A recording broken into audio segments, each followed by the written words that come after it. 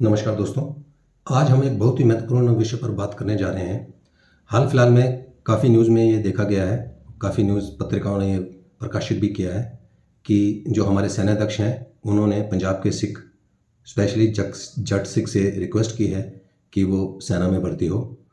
और जो पंजाब के सीएम हैं श्री भगवंत मान जी, उन्होंने भी जट सिखों से रिक्वेस्ट की है कि वो ज़्यादा से ज़्यादा अपना योगदान दें।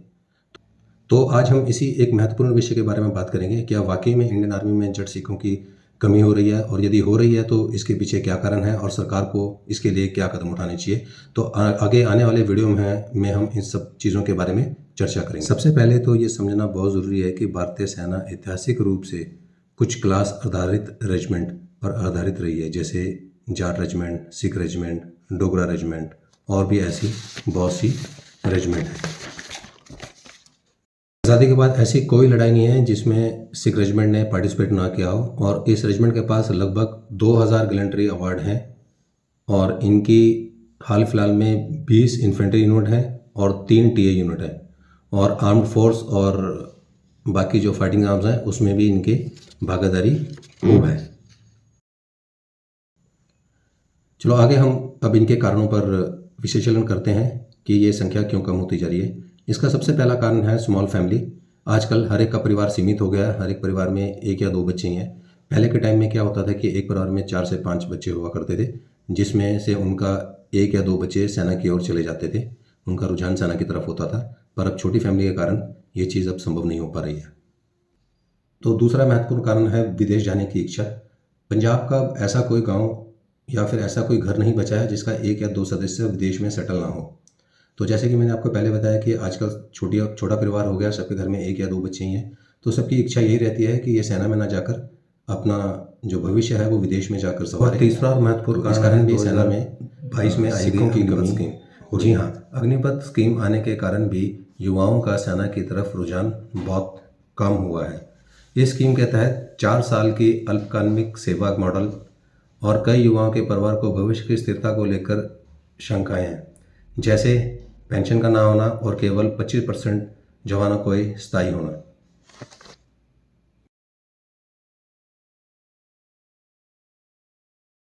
और चौथा कारण है युवाओं की प्राथमिकता में भी बदलाव आया है।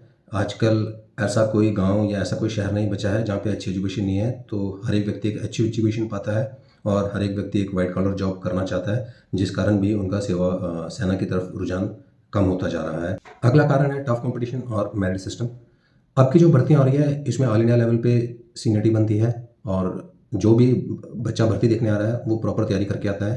पहले के टाइम में आपने सुना होगा कि सेना में भर्ती होना बहुत आसान होता था, बट आज के टाइम में सेना में भर्ती होना बहुत मुश्किल होता जा रहा है। रिटर्न भी काफ़ी टफ आता है, और जो फिजिकल है फिजिकल भी काफ़ी टफ होता है, जो कि आजकल के जो यंग जनरेशन है उसके बस का फिजिकल बहुत कम होता है। यदि उसने तैयारी नहीं की तो फिजिकल पास करना उसकी क्षमता में नहीं है, क्योंकि पहले की तरह जो गाँव में हार्ड वर्क होता था, जो लोग अपने खेतों खलिहानों में काम करते थे, वैसे ही शारीरिक रूप से काफ़ी मजबूत होते थे, तो उनको फिजिकल निकालने में इतनी कोई कठिनाई नहीं होती थी।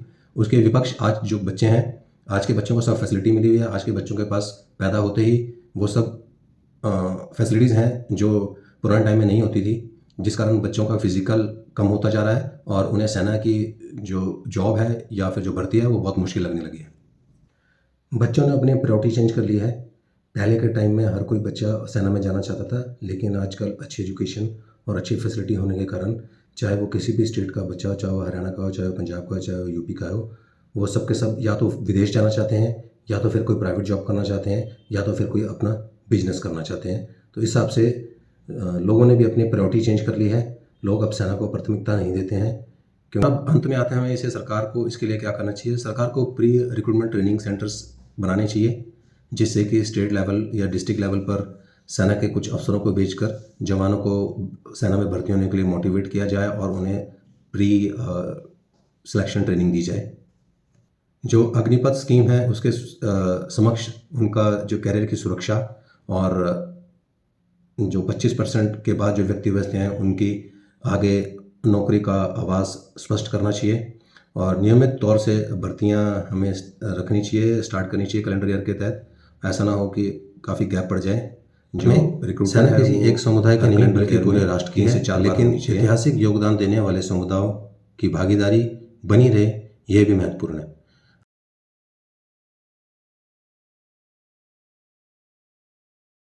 और ये जो शॉर्टेज की प्रॉब्लम है ये सिर्फ जट सिख के साथ नहीं है। हमारे गोरखा रेजिमेंट में जो नेपाली हैं वो पिछले 4 साल से भर्ती होने नहीं आ रहे हैं, तो सरकार को इस विषय में ज़रूर सोचना चाहिए।